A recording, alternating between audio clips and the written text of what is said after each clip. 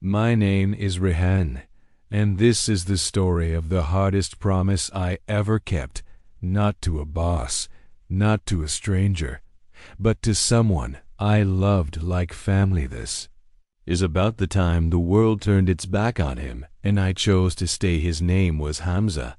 We had been friends since school, two boys who dreamed of building something great together. Hamza was the kind of person who could light up a room just by walking in. But life has a way of testing even the brightest souls. It started with the loss of his job, then his fiancée left, then something worse. People began to whisper things about him, things he didn't do, but no one cared. Rumors spread faster than truth.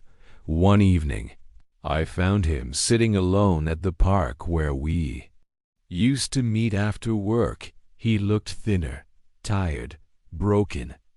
"Everyone's gone, Rehan," he said. "Even my own family won't return my calls." I didn't know what to say.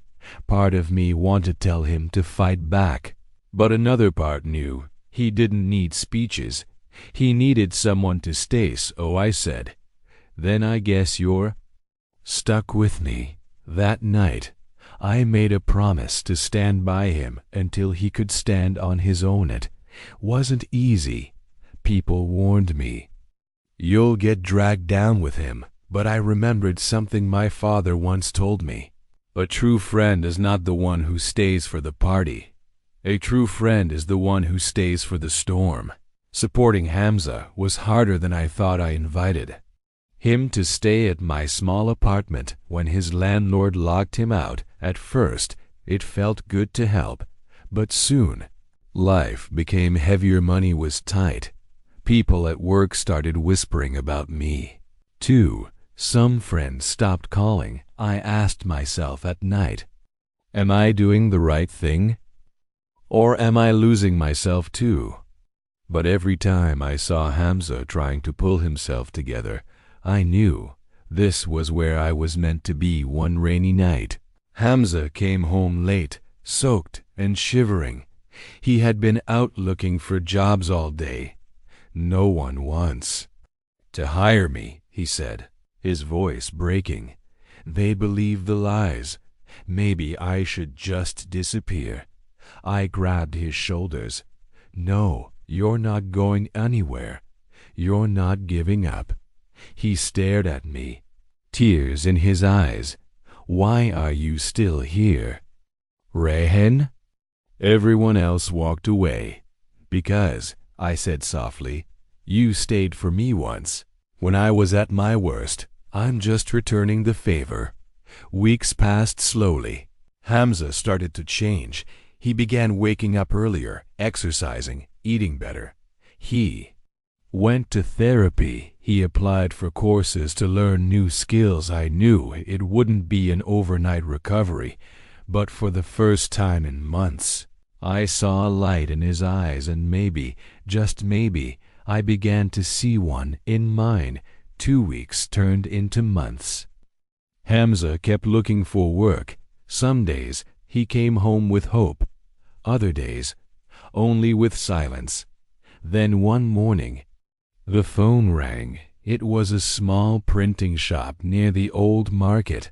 They needed someone to help with design and basic operations. The pay was low, but it was a chance. When Hamza hung up, he didn't smile. He looked almost afraid to. "What if I fail, Rehan?" he asked. "You won't," I replied. "But even if you do, we'll try again." The day he went for his trial, Hamza wore a shirt I had ironed for him. It wasn't new, but it was neat. He stood in front of the mirror for a long time, staring at himself like he was seeing a stranger. "You look like someone who's ready," I said. He gave a small, nervous laugh. I hope the world sees that too. When he returned that evening, there was something different in his eyes. The job wasn't permanent yet, but he had survived the first day. That was enough. Hamza's trial days stretched into weeks. He woke early, worked long hours, and came home tired but lighter slowly. I saw his confidence return one evening. He said, "Rehan, today they let me design a flyer for a local event. It wasn't much, but I felt like myself again." That simple statement felt like victory. It wasn't about the job. It was about him seeing himself as worthy again. One Saturday, I found Hamza sketching on old paper. It had been months since he touched a pencil. "What are you drawing?" I asked. "Dreams," he said, smiling softly. "Ones I thought I'd lost." I stood at the door, watching him draw, and realized something. Helping someone heal doesn't mean you fix their life. It means you stand close enough so they remember they can fix it themselves. After 2 months of trial, the printing shop offered Hamza a permanent job. It wasn't high-paying, but it was stable and gave him dignity. When he shared the news, his voice trembled. "Rehan, they believe in me now, but only because you did first." I shook my head.